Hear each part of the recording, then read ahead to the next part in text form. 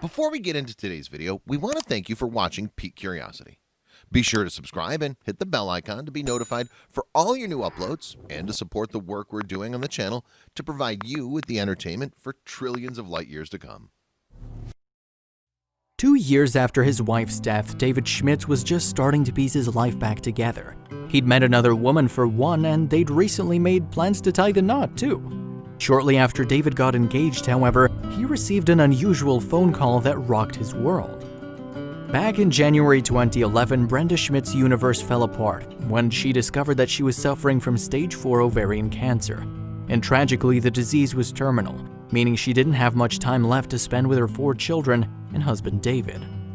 Indeed, while describing her diagnosis to Des Moines, Iowa radio station Star 102.5 in 2013, David said of the crushing news, Brenda was dealt a big blow. However, rather than wasting the rest of her life being bitter, Brenda accepted her fate with grace.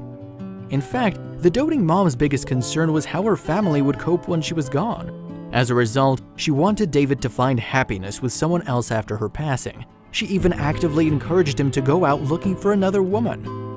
And while recounting a conversation he had with Brenda during her illness, David confirmed that his late wife had indeed wanted him to find someone to share his life with.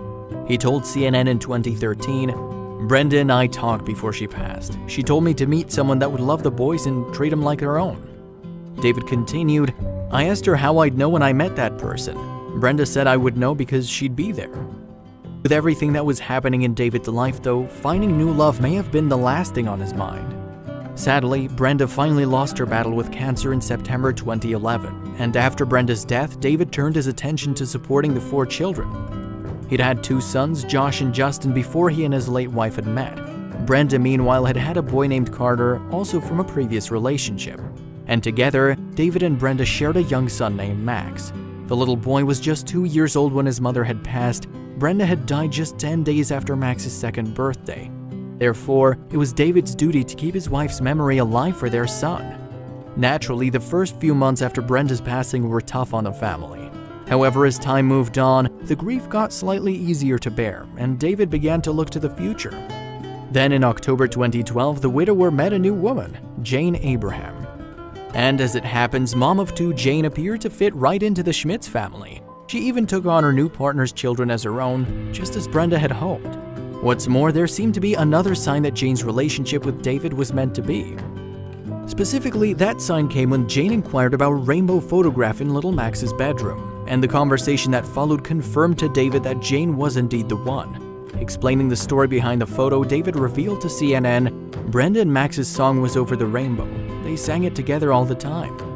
The dad continued, "The day Brenda died, she passed away at 7:07 a.m.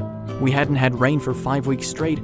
Out of the blue, a double rainbow as bright as can be stretched across the sky for miles." And David added, "The local meteorologist said the rainbow was an anomaly since we hadn't had any rain. I knew it was for Brenda." Then the widower revealed, "After I told her the story, Jane looked through her phone and showed me a picture of the same double rainbow." It was then that David realized that Jane was the woman for him. What's more, the rainbow coincidence led him to believe that his new relationship had Brenda's blessing. So in September 2013, David proposed to Jane, and she said yes. Then in December 2013, radio station Star 102.5 reached out to David, and the local broadcaster went on to tell the dad that someone had sent him and his family a Christmas wish. However, the identity of the mystery benefactor was initially kept a secret from David and his loved ones. When David got to the station, though, he discovered that the kind gesture had come from his late wife, Brenda. A month before she died, Brenda had written her request down in a letter. She'd then asked a friend to keep hold of the letter until David had gotten to know someone new.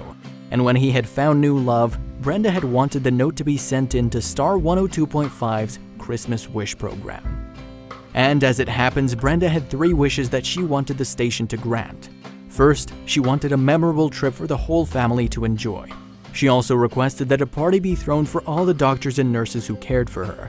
And last but not least, she wanted to pamper Jane.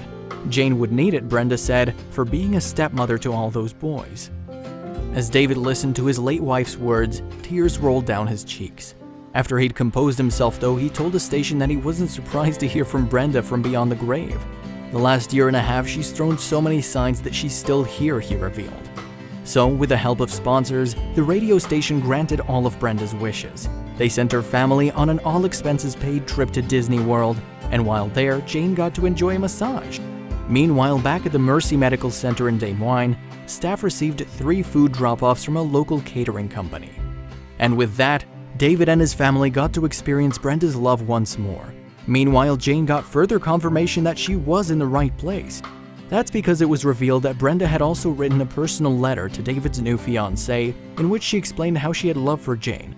That missive in turn would bring the other woman to tears. And as Jane told CNN, she was more than aware of Brenda's presence. She even talked to her from time to time. "I know Brenda is definitely watching over us," Jane explained to the